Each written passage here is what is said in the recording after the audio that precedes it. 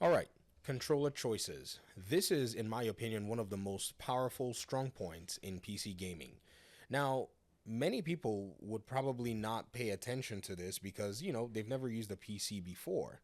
However, if you want to use your controller of choice on PC, you have a lot of options that you can leverage. There will be some limitations. However, I'm going to show you a demonstration with a PS4, PS5 controller, with an Xbox controller, and with a Nintendo Switch controller as well. Some have indicated that you can use the Steam Deck controller, but I'm not certain how to go ahead and set that up yet. I'll research it when I'm ready. But there's a very important reason that this comes into play, especially for me. And this is where I find a challenge of going back to console on the long term. Simply because majority of the games that I play in terms of, my gameplay time are fighters. I've seen a lot of people say, VG, do you even play video games? And I've invited them to some matches with me, but I haven't gotten anybody to take up my invitation. I don't know what's going on.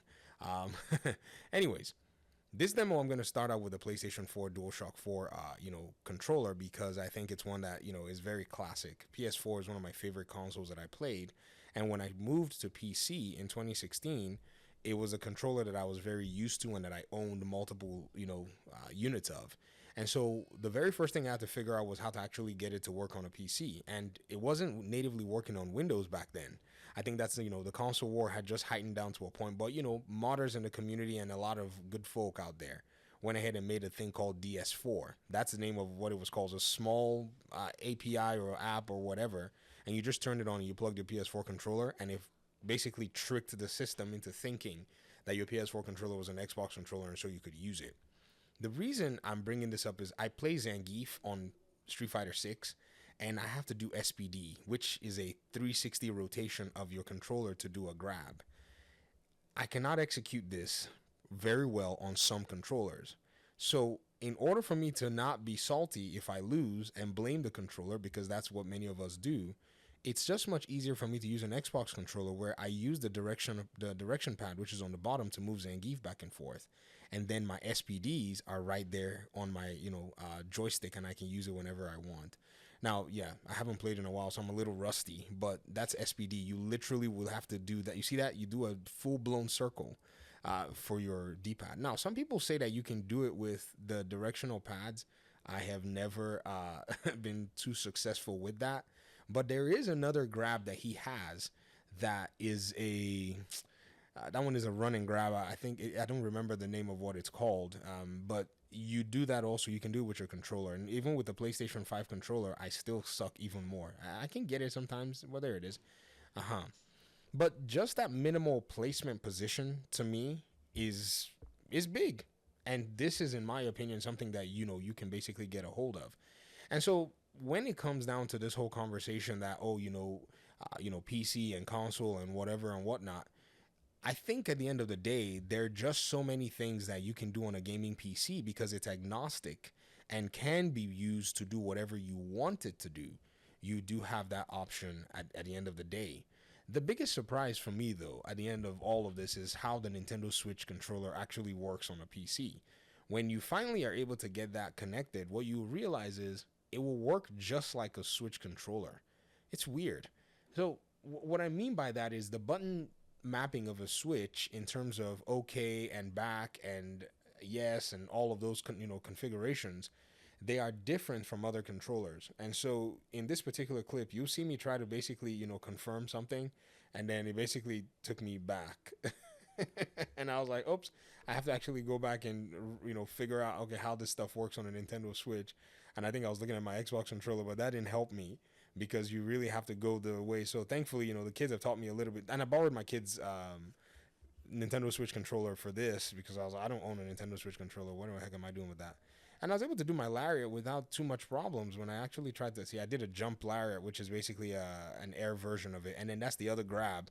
But that's not what I'm intending to do. It's a different move that's actually getting pushed out because again the button mapping I think is different. This is the one that there I get my lariat regularly on it, and so this is a very important piece of my gameplay. If I'm gonna put hours into a video game, sure I could learn one controller, but the funny thing is, why do I have to when I could just use whichever controller I want to use?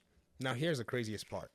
within Street Fighter 6, I use two characters that for me to play them well, I actually have to use two different controllers. When I play Guile, the PlayStation 5 controller is the best controller for me to use to play Guile because he's a charge character and I can charge my attacks properly without worrying about the Xbox controller putting in the wrong directional input, because that is a big deal with Guile as a player. Now, I haven't played Street Fighter as, some coming up. I never played a lot of it. I played, some of the other Street Fighters. So, my comfort level with Street Fighter is a little challenging. And so this is why I kind of have to pamper myself when I play it and make sure that I don't have any, hiccups. So for some older games, what you want to do is you want to go ahead and check your controller settings and enable Steam input for, some of the older games. Some of the older games can be really wonky. This is what I've noticed, and even some aftermarket controllers with some games can also be really weird. One of the biggest culprits I've noticed is the Warner Brothers games. It's strange that I tried to use like an aftermarket Bluetooth controller. It would work with everything, but when I tried to play Gotham Knights, it would give me issues. In this case, I'm trying to play Arkham City with a wireless connected PS5 controller. So I had to go in and basically enable Steam input. I had to disable big picture mode and then go ahead and test it up, which was when it, pretty much worked. It took me a few seconds. It's not really hard.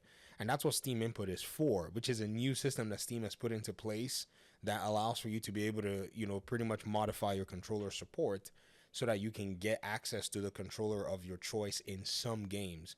In many other games, especially more recent games that have received a lot new updates and all, you don't have to do that. But again, this is, you can go ahead and fire up your old console and your Xbox your Xbox 360 or your PS3 to play Arkham, or play it on the PS4 and or the PS5. But again, they haven't unlocked these games for us on consoles yet. Even Xbox, that usually goes into the kernel version, kernel version, that goes into the game files and unlocks the FPS. They haven't even taken the steps to do that with any of those games. But it finally got to work. I mean, without any effort. Anyway, I thought it was gonna be a bust, but I was so surprised that it was working. Which is weird that I was surprised that it was working, right? When I've used it before, used it in the past. I remember I was trying to do some recordings of kind of like your hand, just a hand on a controller, and how you interact with different video games. And I used the PlayStation 5 controller wirelessly on my PC. So I don't know why that surprised me, which is insane. I actually had footage on it for a few months before deleting it off my phone.